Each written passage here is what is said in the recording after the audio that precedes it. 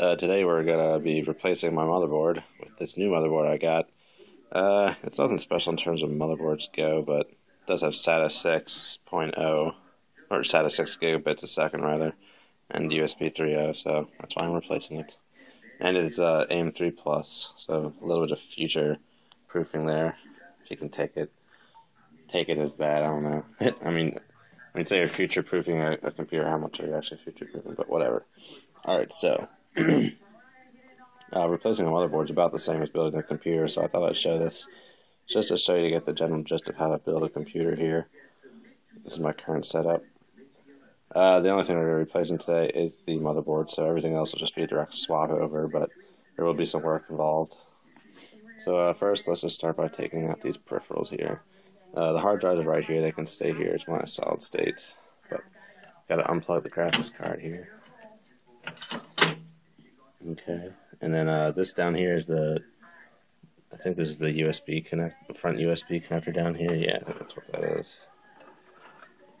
I got cops on in the background, so if you heard that, that's what that is. Yeah, this is the front USB. Alright, so we're going to unplug all the, these are the hard drive connectors right over here, so we're going to unplug all these. These ones are snap-in. That's been a recent addition to the computer scene, is these snap-on SATA connectors. Back when I first built my computer, these connectors did not snap. Kind of just hung out there, which was problematic. Sometimes you get SATA connectors that would lose their stick, and they could pop out from time to time. That was fun to try and figure out what was going on with that. Alright, let's get the graphics card out next. So it's got really tightened down. Your old trusty screwdriver. You're going to remember from time to time to just touch the case here.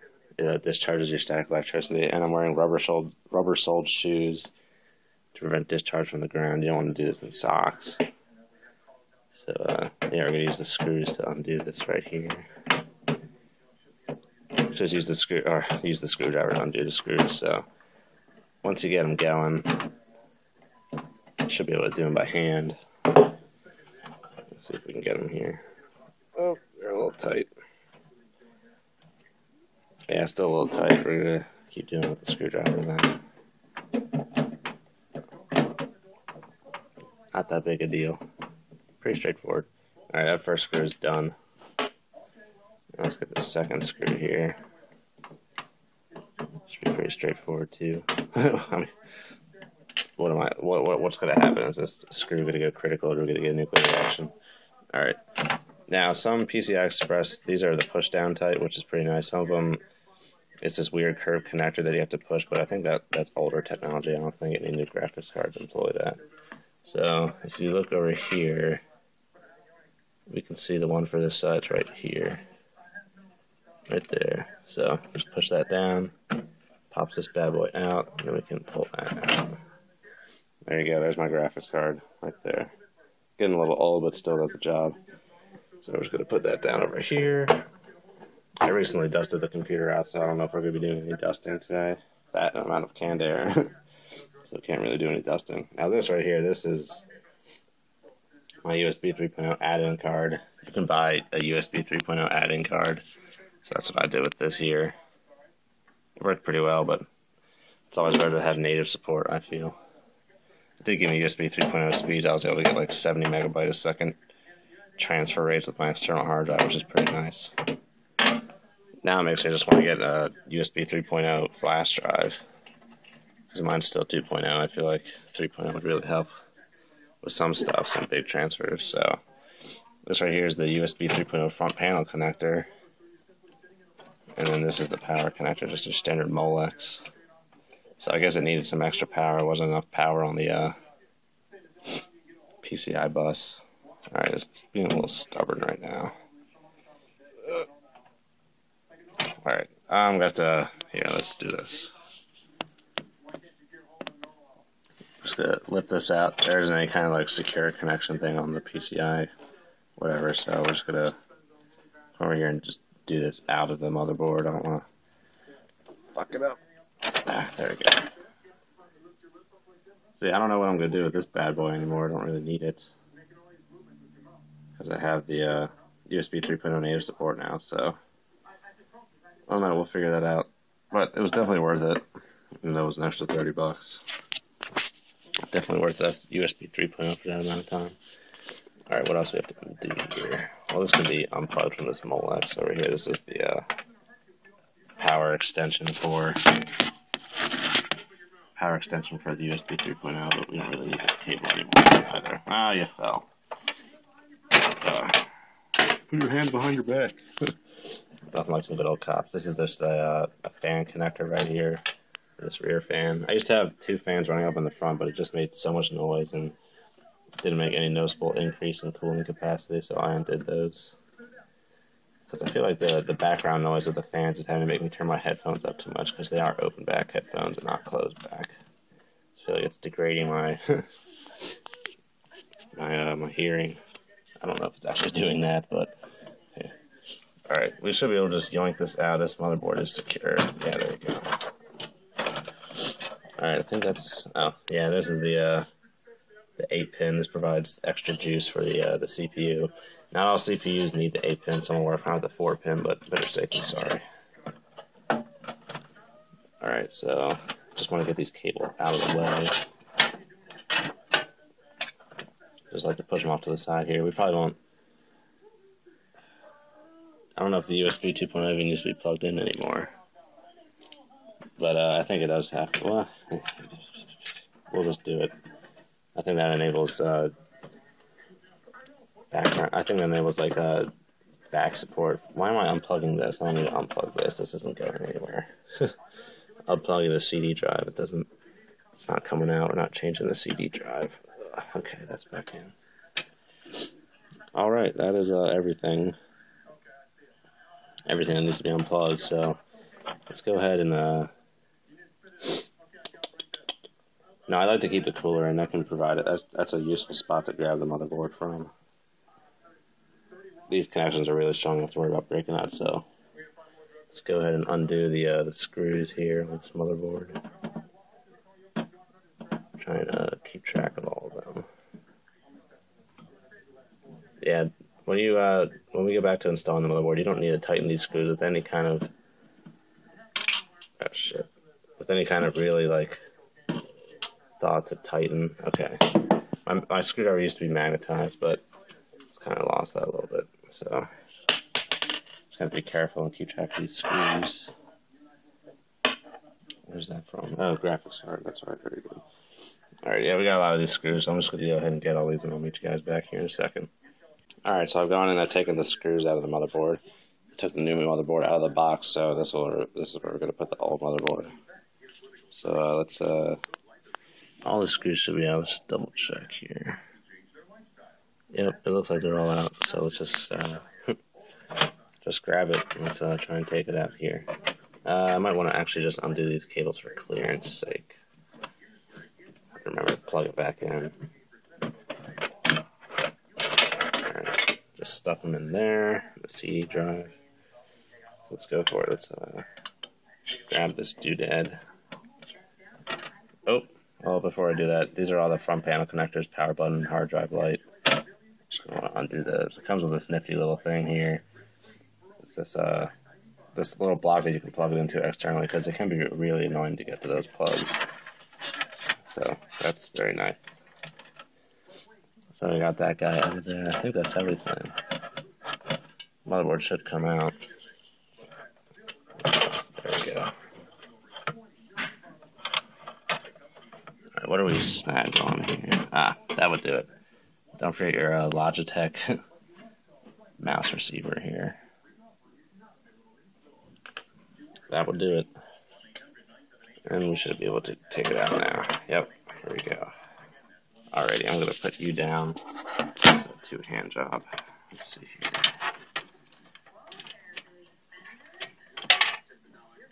Alright. Alright. That is now out. We have a clean computer. It's like we're pulling the engine out of a car or something. Alright, so now we need to transfer all this stuff over to this thing. So I'm gonna turn the camera off. I'm gonna take the Mobo out of the static bag and put it on top of the static bag, and then we're gonna start disassembling this. So, meet you back in a second. Alrighty, so we got our new motherboard here.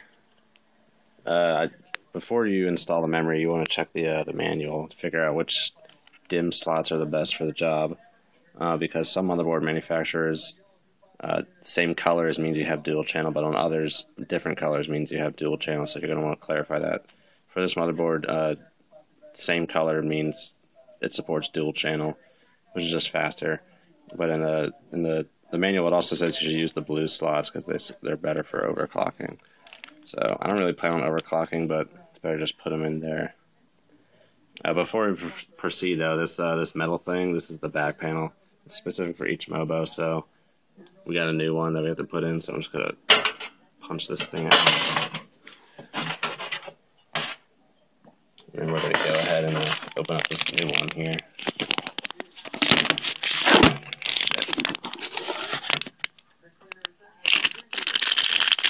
So yeah, I'm just gonna install that before I forget, because I'm gonna end up putting the motherboard in, and then this thing isn't in there, and it's just gonna piss me off.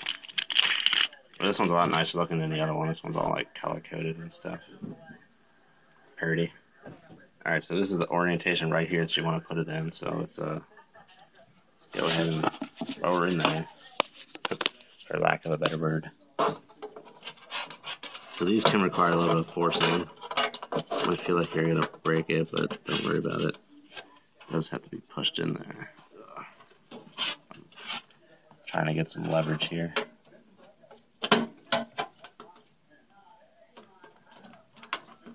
Hard to do this with one hand, so let's see if I can. Alright, I'm gonna put you down right here, give you a good vantage point. Alright, let's try and get this bad boy in there. Click, click. I think that's in. Yep, very good. So that's in there. It can be tricky to maneuver the motherboard into place for that, but we'll do that when we get to it. Alright, so this is a aftermarket heatsink. Modern AMD CPUs tend to come with really dinky heatsinks, so you kind of have to get these bad boys if you want them to stay cool. Okay, now I remember I was having issues with this earlier. This thing was getting in the way of this, so shit. I totally forgot about that. Let's do this one over here first.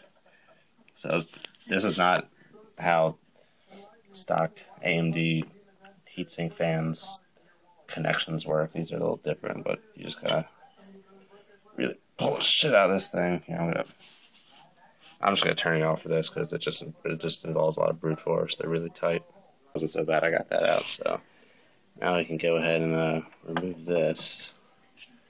First we have to, if you can see here, there's this little black knob that this thing is attached to. So we have to undo that. Now it should just come off. There's one over here it's stuck on. Let's see, there you go. Very good. That is the processor right there. Bottom of the heatsink fan. So we're going to have to wipe this off with isopropyl alcohol to get all this thermal compound off. So I'm going to do that off screen. So meet you guys back in a sec. Alrighty. We got this cleaned up. Look how shiny that is. Look at that reflection. Oh yeah. It's so shiny like that because the polishing means it's very smooth, has very little imperfections. And the whole point of the thermal compound is to reduce thermal imperfections. Yeah, that's why you want to be as smooth as possible for optimal thermal conductivity. So we're about to throw some thermal compound on here, which fills in the gaps and really optimizes the thermal conductivity. It has a silver in it because silver has one of the highest thermal conductivity properties of any material. So I actually have to go get it. So let's head back to my room and get the thermal conductivity here. Thermal paste. There we go. Right here. Arctic silver. You can get this anywhere. It looks like it's a really small tube, but this should have lasted forever. Because you just need to use the very little, tiniest amount. So right now, I'm going to de-static myself. We're going to remove the CPU. So let's prime this. This is the locking lever here, so you're going to want to undo that. You can see right there, you have to kind of like push it off to the side, so you have to like pull it off this way and then bring it up. So over here, we're going to pull off to the side and bring it up. And there you go, CPU. Let's pull her out. Here's the pin array. You want to be very careful not to bend any of these pins. Now this is keyed, so it can only go in one way. As noticed by the not the asymmetrical missing pins on here. On the CPU die itself, there will be a little. See if I can try and get it here. See that little diamond triangle, or that little golden triangle right there signifies where the key is. You have to match that up with the triangle on the Mobo right there. So that shows you which way you have to insert it. So that it inserts key now. There's no resistance, there's no pushing involved here. This will just drop in. So we line it up, and there you go, it's in. So we're gonna push this down, push over to the side, and it's snapped in. There you go. CPU is installed. Now, destatic myself again. Let's get our Arctic Silver here. Take the cap off. Be careful not to press the plunger. Actually, I think it screws off. Not really. It kind of just pulls off, but yeah, okay. So you just want the tiniest little amount here. Not more than like a grain of rice sized amount. Oop. Shit, what the hell was that? Let's see here. It seems to be squirting out some random goop. Okay, now it's back to normal. We're gonna have to wipe this shit off. Let's put the thermal paste. Just trying to throw it in its cap real quick here. And we're gonna have to wipe off this little goop, whatever the hell this crap is. Let's see, I'm gonna have to get a little more isopropyl on here. Yeah, if you see the expiration date, it expired in 07, but that just means like the active ingredient kind of expires, but we don't really care about that. It still does the job. Just a little swish, just that little spot right there is all I need. Let's wipe it down here. Isopropyl evaporates really quickly, so you really don't have to worry about wiping it off, but you should try and like buff it off a little bit just to try and get any kind of residue left over. Not isopropyl alcohol residue, but like thermal compound residue. So let's get the cap back off this. It's being stubborn again. Alright, got that off. So let's go ahead and throw on just the little slightest amount. About like half the size of like a grain of white rice. So there you go, that's all you need. That'll keep your CPU nice and cool. Remember, if you put too much of this thermal paste, it'll actually inhibit thermal conductivity. The whole point of this is just to fill in imperfections to make sure that the contact between the heatsink fan and the CPU die is as great as possible. So we can go ahead and, well, first before we do that, we should do the RAM. So let's pop out these old modules here. It's best to do it two at a time. It's best to do both two tabs at the same time. I can't really hold this while doing it. Let's see here. Maybe if I, some bottles. Maybe if I put it right here. Might be able to see me do this. Oh, well, duh. Okay. The one side doesn't even pop up. It's kind of just a placeholder, so that's good. Let's see here. Is that right? It's just the one side, just a placeholder. Yep. Okay, out we go. One stick of RAM. So Kingston HyperX DDR3. I got this back when you could get 8 gigs of RAM for $35. Like, prices have skyrocketed. RAM prices are one of the most like volatile things I've ever experienced in my life, but we're good to go. So you're just gonna want to throw this down. I hope the camera's pointing at it. Now this one does have both sides do click, so you're gonna throw it down and just like push. There you go. That's it. It does seem like it could require it's kind of just like natural to think that computers are very delicate. You need to be very delicate with them, which is true, but sometimes you do just have to push it more than you think you should. It's not hurting anything, it's just how it works. Alright, so that one's in, so let's push this one down too. There you go. RAM is installed. Yeah, I just have 8 gigs. I had 12, but I gave 4 gigs to my parents when I built them a new computer. Not really missing it. So now let's get this bad boy on here. So I'm just going to throw this down onto here.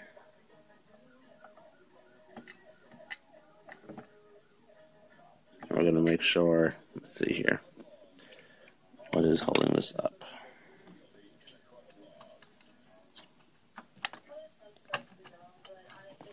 Alright, this might be a two-handed job here. So, alright, so as you can see, the black knob on this side is in. So now we just have to get it in on this side. It might be a little too dark to see. Let's see here. A little off center here. Alright, it's on. As you can now see, maybe the black key is now in the silver thing, and it is in over here too. So now to tighten this down fully, because right now this is just a loose fit. This thing right here, we want to pull this all the way over to here. Now that's really tightened down over there. Do the same thing over here. Pull this to here. Let's see, I might have to do it. It's always better to try and do this with a thumb. Thumb is a lot stronger. Let's see here. Wow, okay, that's not really coming. Let's try and,